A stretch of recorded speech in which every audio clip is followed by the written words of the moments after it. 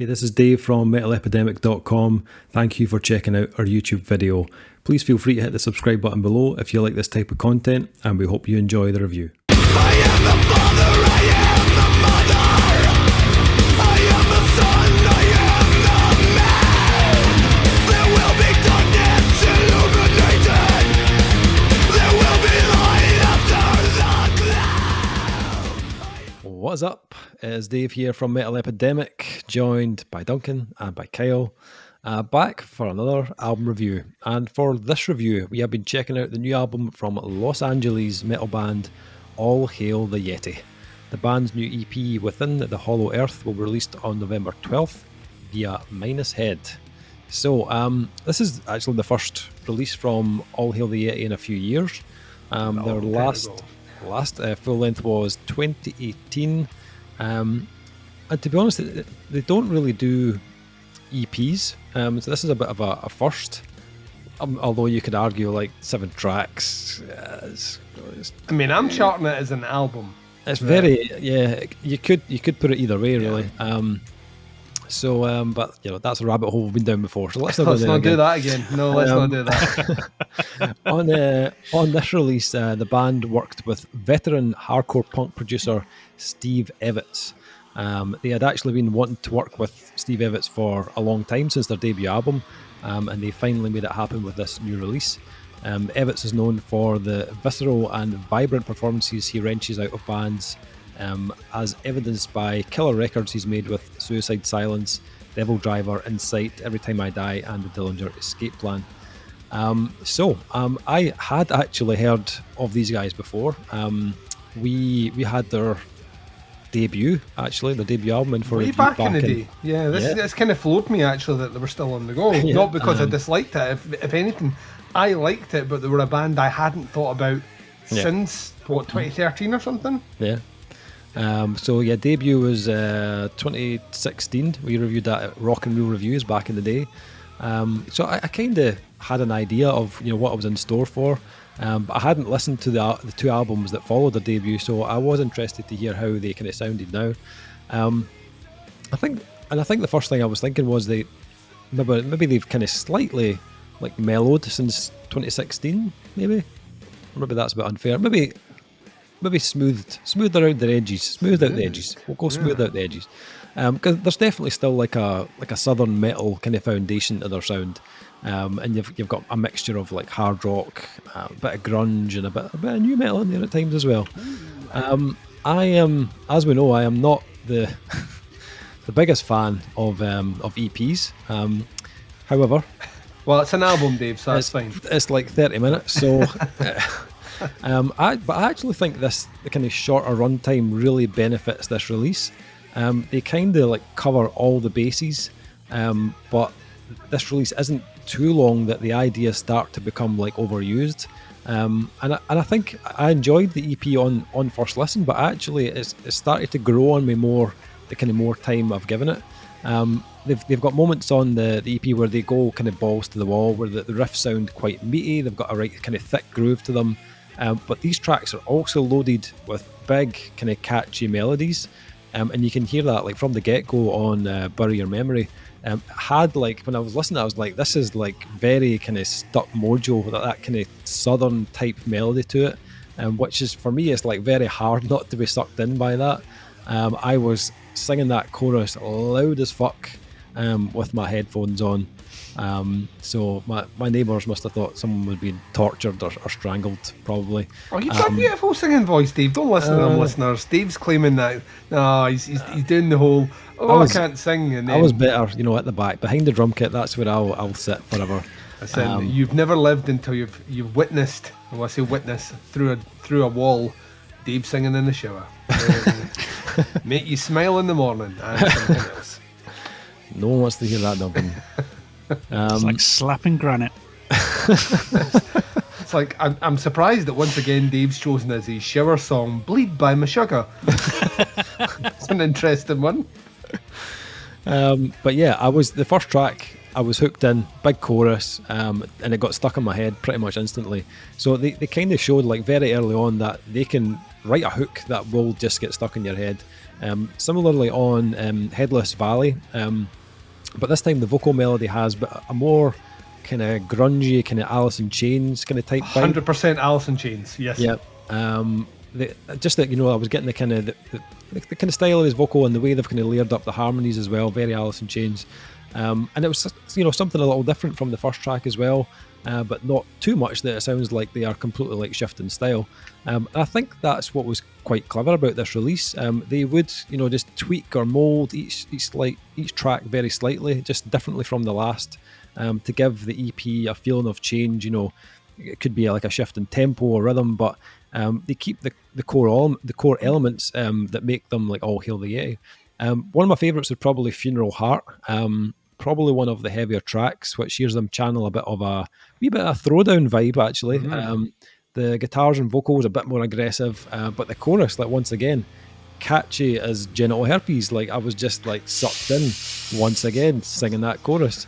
So many images being created in my mind today that I don't know if I can handle this. Cold Dead Leaves also had a little bit of a kind of throwdown kind of swagger in the riffs department. It's never a bad thing. I love throwdown. And then you've got Cry of the Wahila, which was another one that had like a really kind of big kind of southern soaked like groove riffs, almost like a more southern like Lamb of God at times, and again big catchy chorus. And I think as I was starting to get to the end of the EP, I started to realise like how much these guys have really like upped their game. For this particular style, I think the songwriting is bang on the money. These tracks have everything that you'd want from this style, and you can hear the difference in quality compared to, I went back and listened to the release before. You can hear the step up between the last album and this. And I don't want to like inflate their ego too much, but by comparing them to like one of the greats, but there were moments in this I was like, this is like a more like modern, almost like user-friendly Pantera in a way. Like there are a lot of kind of like Pantera tropes in All Hail the Yeti, albeit this is probably more kind of rounded out overall. The other thing I was want to mention is the production, because I think this by far is the most impressive they've sounded production-wise. Steve Evans has done a cracking job on this. It's really powerful, really well balanced, and although it's probably the most polished they've ever sounded, it's not like too polished that it loses its character and sounds like too plastic. I think if I had like any kind of negatives, you probably could argue that this isn't anything you haven't heard done before. Although it's done really well, there are a number of bands out there that have a similar sound. But I did like the kind of more Alice in Chains type vocal delivery. I really enjoyed that in some of those tracks. I wouldn't be averse to them leaning more on that. And even though this is like 30 minutes, I did think to myself, like after it was finished, I kind of would like to hear them experiment with something maybe a little lighter in style to break up like the two halves. I was thinking maybe something more, maybe just something completely acoustic. That kind of southern style would work like brilliantly, like really stripped back. But listen to their previous stuff. That's something they've never really kind of done before. So maybe it's maybe just not their thing. And this is only 30 minutes, so I can understand why they've opted for 7 tracks that just delivers the big riffs and the big choruses. So I had a lot of fun with this. I did go back to it quite a bit, and those choruses did get stuck in my head. So I suppose it was kind of job well done from them. What about you guys? How did you get on with this? Duncan, what do you think? I'm almost the inverse of you. So like the first listen to this, I was like all chips pushed into the centre of the table. Right. Fucking hit me. Oh look, I've won more chips. And then the second listen, I was like, all chips in the middle of the table. Hit me. Oh, I've lost everything. I don't know what it was. Like I listened to this my standard 3 times. I listened to it, and the third listen was like in such a different place from the first listen. I'm with you. They do experiment with the kind of the harmonizing of a kind of mid-90s era Alice in Chains, and it sounds good. They can do it. A lot of bands try that and it sounds awful. But something about the tones, it fit really, really well, and I like that was the new That's the new skill they've learned. That's like if you were watching Karate Kid, this is the cream kick he's learned over the summer. You weren't expecting it, you don't know how to defend it, and you love it. Unless you're getting kicked with it, you know. But yeah, I thought that was a useful tool in their arsenal, and very much like yourself, I would love to see them experiment more in that range, because I think it's the thing that makes them sound most different from the aforementioned bands that we've kind of put out as not necessarily an influence, but certainly contemporaries or even peers. What I found myself, maybe the shine wearing off for me, was the formula. This is as formulaic as it gets. Every single song has exactly the same formula. It plays, you know, your intro, verse, chorus, interlude into chorus, and or maybe a verse, chorus, and maybe we play a different riff at the end. That's probably the intro. And it never deviates from that, even a little bit. Like yourself, given something different, like a different tone, whether that is something like aggressively balls to the wall, like ridiculously heavy, or going down an acoustic route, might make this branch out more. And I would say, yes, you're saying it's an EP. Yes, you're saying it's about 30 minutes long. That to me is long enough to put a 2-minute acoustic track in there, or a 1.5 minute, you know, hard-hitting fucking groove, like leading heavy as fuck track, or something just to split out at the midway point, or maybe something towards the end. I found it like a bit too repetitive on the third listen specifically. Now, you're right, they do write a melodic hook really, really well, and I loved them. Headless Valley has a hook that will stick with you for a good couple of days after. And it kicks off super strong. By the time you get through to The Great Dying, the last track, I think it closes really well as well. I think they stay the course throughout it. I just don't think the dynamics are necessarily there to make it interesting as an EP, or like have the rewarding re-listens for an album. It's weird, because on paper, if you were listing the things out that I like, it's all in here. Catchy melodies and hooks, love that. Southern riffs, that's my bag, baby. You know, big punchy production, it's full of it in here. I don't know what it was. I've been listening to a lot of other stuff recently, and I don't know if that's maybe, this is maybe a bit too conventional for me. I don't know, but essentially the first listen, like I said, that first listen, I was, let's get a bottle of Jack, let's get down, you know, let's get down at the parking lot and let's fucking throw down. And by the third listen, I was like, let's get a cup of tea, let's sit on the couch and watch an episode of Taggart. So we went along. I don't know, and like I say, I think if you like groove laden southern metal with melodic hooks, and to be honest, who doesn't like that? This is going to tick all the boxes. I just would like to see them, and it might not be anything they're interested in, just expand out and try to add an additional element, which they did in some parts with the vocal harmonies, which were very, like you say, very grungy at Alice in Chains. And more of that. I think they're really, really, really good at that. The guitar work's brilliant. Hooks are really cool. Like you mentioned, production's great. Totally suits the sound. I don't know what it is. Like, this is one of these ones where I was kind of bummed out that I was liking it less and less on repeat listens, because it got to the point where I'm like, this is a middle of the road album/EP for me, whereas I really wanted this to be something more, and had I graded it off my first review, it certainly would have scored higher. So I don't know, it's one of these ones that's like the worst thing to say in a breakup, but it's not them, it's me. And I think that's where I am with this. I don't think they've done anything wrong. I just don't think it's ticking the boxes or tickling the taint, so to speak, of this reviewer as much as I wanted it to. Fair enough. Kyle? Yeah, I had this album too. Good. No, actually, I really liked it. I enjoyed it quite a lot. Not hugely familiar with all Hail the Yeti, even though I'd heard about them before, but never really got into them. But yeah, no, really quite liked it. I see what you mean by it being quite formulaic. I did pick up on that on the first album listen. I was like, yeah, these songs they're a bit formulaic, but you know what? They're great songs. They're well written, massive hooks, played really well. The dude's voice is insanely good, and I really enjoy it. That Alice in Chains thing is dripping all over it, and I love it. And there's like you said, very hard to pull off. And I like that maybe it was a touch overused here and there, but it didn't really bother me. I've listened to it quite a bit, and I quite enjoyed it. The production is really good. Like, there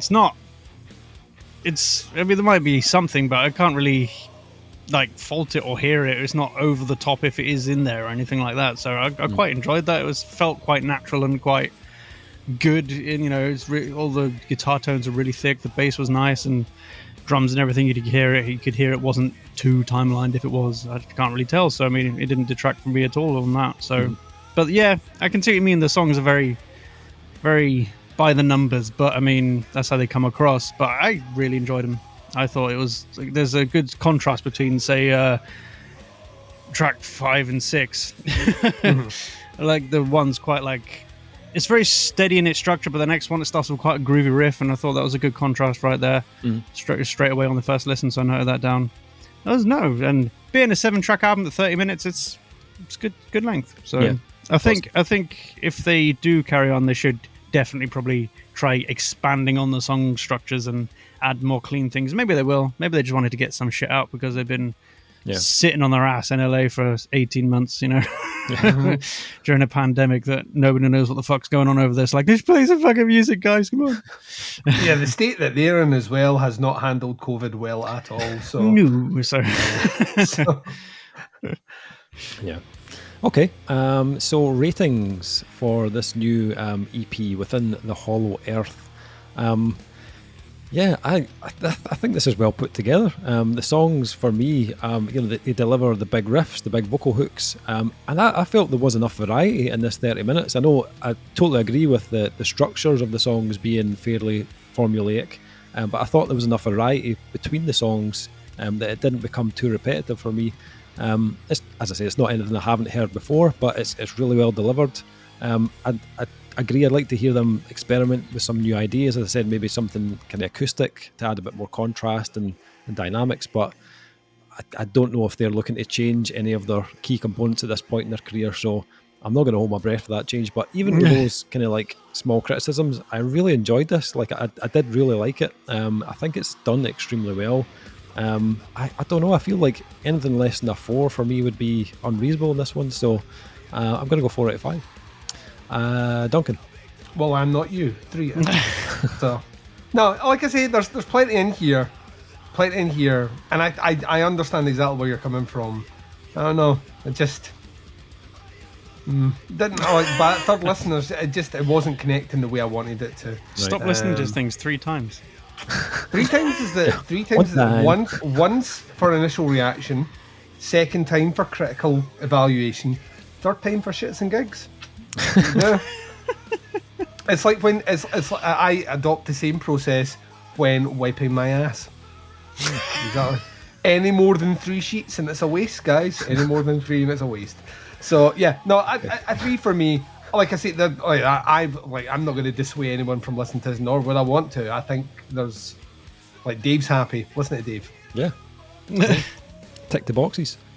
I think maybe I don't know if you overthink this one, maybe you might start to find more flaws in it, but I think I just kind of listened to it for what it was, and I did enjoy it, yeah. Kyle, what about yourself? I'm with you, Dave. I'm giving it a solid 4. I really enjoyed it, and I'm going to see myself coming back to it. It's great songs, really well performed. I mean, yeah.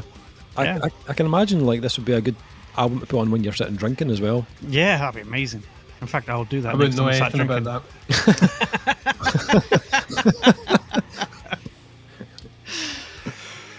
Beautiful timing, beautiful. Shaming me on the show here. All Hail the Yeti, Within the Hollow Earth. This drops on November 12th on MinusHead. I will put links below to their Facebook, to their pre-orders for the album or the EP as well if you want to check it out, and let us know what you think. If you've heard any of the singles, once you've heard it, drop some comments in below. Happy to hear your thoughts and opinions on it. That is the review. Thank you for checking it out. Much appreciated. We'll be back with another review very soon, but until then, take care. Speak to you soon. Bye, everyone. Bye. And with the rain